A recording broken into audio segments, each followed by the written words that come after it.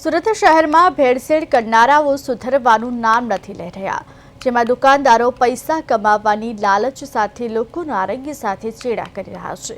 તાજેતરમાં પાલિકાની food safety ટીમે કરેલી તપાસ દરમિયાન ગોળ, ઘી અને દહીંના કુલ 6 નમૂનાઓ ફેલ થયા છે।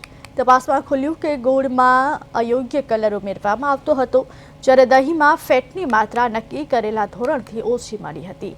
ઉપરાંત ઘીના નમૂનાઓ પર સબસ્ટાન્ડર્ડ હોવાનું સામે આવ્યું। આ મામલે પાલિકાએ હવે આવા તમામ ભેળસેળિયા તત્વો સામે કડક કાર્યવાહી કરવાની તૈયારી દર્શાવી।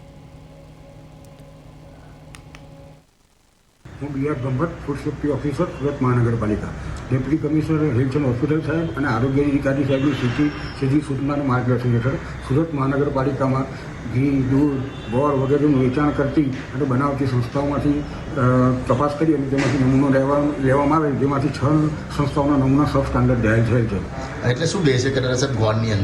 ગોળની અંદર કલરની હાજરી જોવા મળેલ છે। કઈ કઈ ડેરીના નમૂના ફેલ થયા છે અને શું શું ફેલ થયું છે? જ્યોતિરાજ ફૂડ પ્રોડક્ટ, અક્ષર ઘી, Akash motors, new Dhanlakshmi general store, Alpeshbhai અને કૃષ્ણ સુપર સ્ટોરના ઘી, ગોળ, ટેબલ માર્કેટિંગ વગેરે નમૂનાઓ નપાસ થયેલ છે। હવે કઈ રીતના કાર્યવાહી છે? હવે ફૂડ સેફ્ટી સ્ટાન્ડર્ડ પ્રમાણે તેઓની સામે આગળની કાર્યવાહી કરવામાં આવશે।